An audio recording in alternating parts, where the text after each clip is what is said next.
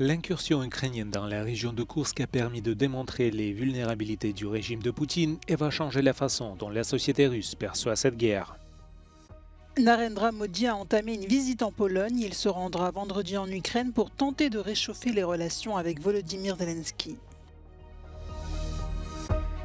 Dépassé par les incendies sur l'île de Madère, le Portugal a demandé l'aide de l'Union européenne. En une semaine, les incendies ont détruit plus de 4400 hectares.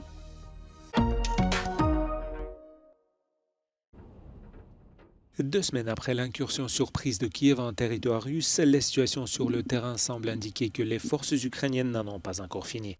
Lorsqu'ils ont franchi la frontière, beaucoup pensaient qu'il s'agirait d'un nouveau raid rapide. L'opération a surpris les civils, les observateurs, les alliés de l'Ukraine et les autorités russes. Et c'est cette sécurité opérationnelle sans précédent qui a été la clé du succès, comme nous explique cet expert. Basically secrecy in which the planning for this was shrouded in is proving to be very, very important. And I think that Ukraine rightly learned from its experience planning for the 2023 counteroffensive last year, because there was a lot of messaging and a lot of telegraphing for that. And it really allowed the West, but also Russia, to basically anticipate where Ukraine was going to attack and when.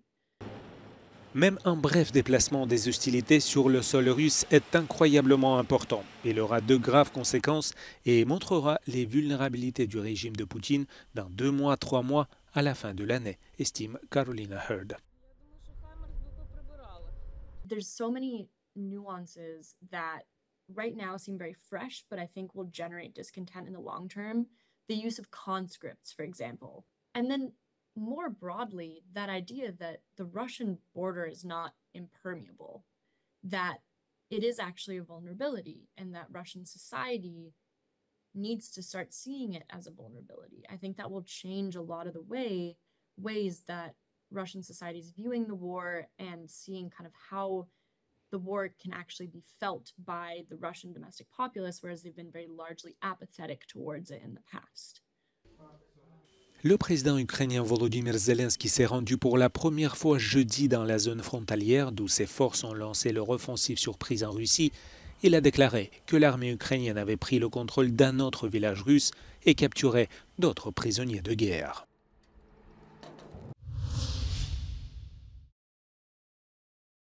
En visite à Varsovie, le Premier ministre indien Narendra Modi a rencontré son homologue polonais Donald Tusk. Il s'agit de la première visite d'un chef de gouvernement indien en Pologne depuis 45 ans. Les deux pays ont noué un partenariat stratégique. Un accord visant à faciliter la mobilité des travailleurs qualifiés a été signé. Lors de cette visite, la guerre entre la Russie et l'Ukraine a également été au cœur des discussions. Le dirigeant indien a appelé les deux parties à une résolution pacifique.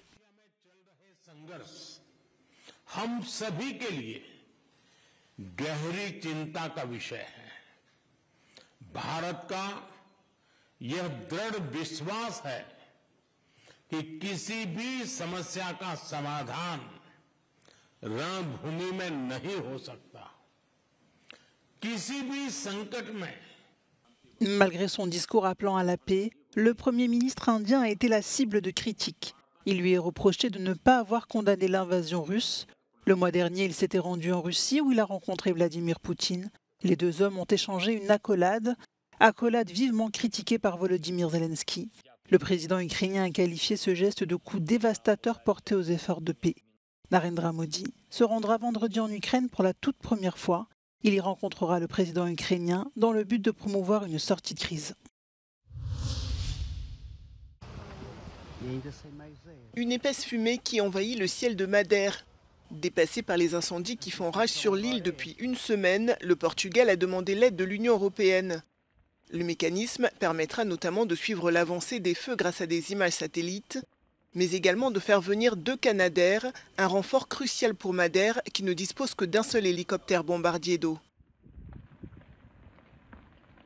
Now, at the request of Portugal last week, we also activated what we call the Copernicus satellite system, which has allowed us to provide Portugal with a significant number of satellite images. The Commission will, of course, continue to observe the situation on the ground, and we are ready to mobilize additional assistance if needed. En quelques jours, le feu a dévoré plus de 4400 hectares et menace une forêt classée au patrimoine mondial de l'UNESCO. Outre l'aide de l'Union européenne, le Portugal a envoyé en renfort plus de 100 pompiers de Lisbonne sur cette île prisée des touristes. Aucune habitation n'a été touchée et les incendies n'ont fait aucune victime, mais 200 habitants ont été évacués pour leur éviter d'inhaler les fumées.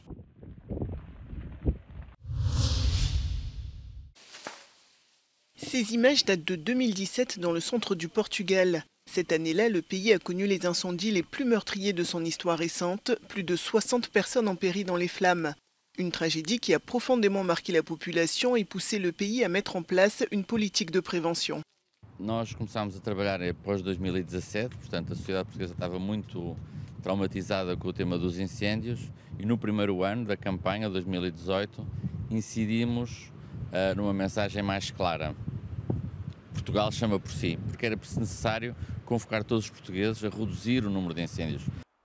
L'Agence de gestion des feux est une structure gouvernementale qui s'occupe de la cause des feux et met en place des actions concrètes pour lutter contre les incendies.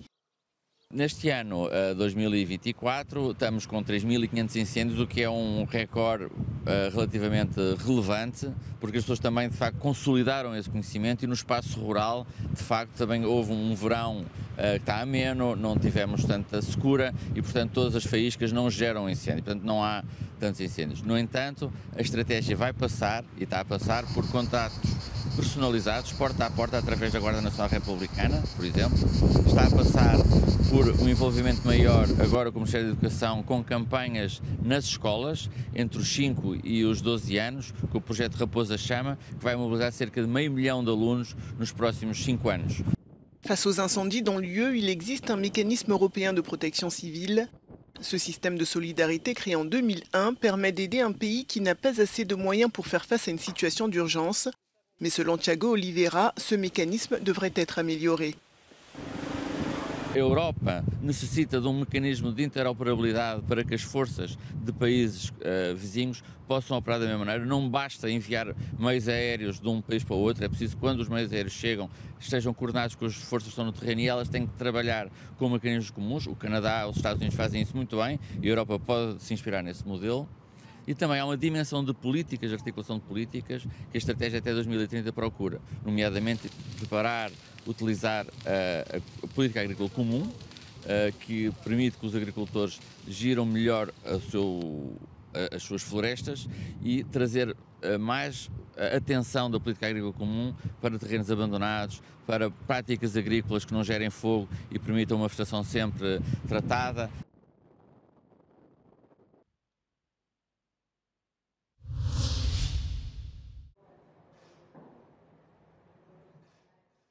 Le Premier ministre roumain Marcel Ciolacu a rencontré ce jeudi à Bruxelles la présidente de la Commission européenne pour discuter du candidat et du portefeuille que le pays pourrait obtenir au sein du nouvel exécutif. Comme l'ont fait d'autres dirigeants d'États membres avant lui, notamment l'Italie et la République tchèque, Marcel Ciolacu a déclaré que son commissaire devait s'occuper d'un secteur crucial. Îmi doresc un portofoliu cât mai relevant, ținând cont că suntem a șasea țară ca și mărime din cadrul Uniunii Europene. A vorbit și domnul președinte pe extindere, deci vom vedea. Eu mi-aș dori să rămânem... Portofoliul pe extindere e mai mult politic. Eu mi-aș dori și cred eu că următorii ani țin foarte mult de economie. Sunt despre economie. Mi-aș dori ceva în această zonă. Le candidat choisi par Marcel Ciolacu pour ce poste est l'un des vice-présidents du Parlement européen, le socialiste Victor Negrescu. Bucarest n'a pas présenté de deuxième nom féminin comme l'a demandé von der Leyen à tous les États membres. Victor Negrescu a expliqué à Euronews que les 2 derniers commissaires roumains étaient des femmes et a préféré mettre l'accent sur la jeunesse puisqu'il a 39 ans.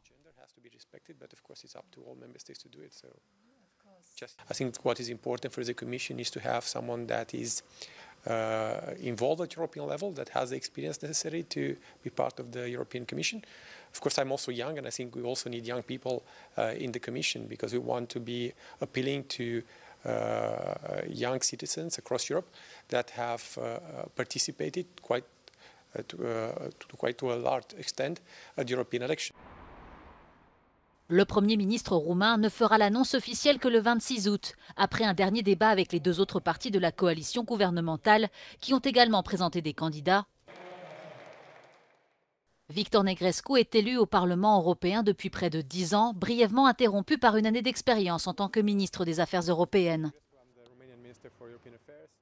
Ursula von der Leyen espère recevoir le nom de tous les candidats d'ici la fin du mois d'août.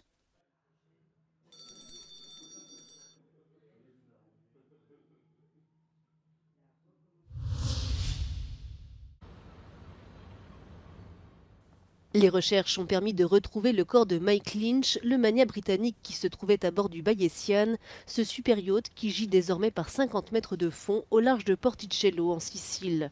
Au total, 5 corps ont été récupérés ce mercredi, s'ajoutant à celui du chef cuisinier repêché 2 jours plus tôt. Une femme est toujours portée disparue. Les autorités italiennes ont pu auditionner le capitaine. 15 des 22 passagers avaient pu monter à bord d'un canot de sauvetage avant d'être secourus par un voilier qui se trouvait à proximité. Lundi matin, le yacht de 56 mètres de long avait sombré à l'aube alors qu'il était amarré à moins d'1 kilomètre des côtes. Une trompe d'eau serait à l'origine du drame, mais de nombreuses questions restent en suspens pour savoir comment un tel bateau a pu couler en un temps record. Le magnat de la tech Mike Lynch avait emmené sa famille et sa garde rapprochée après avoir été acquitté lors d'un procès pour fraude aux États-Unis.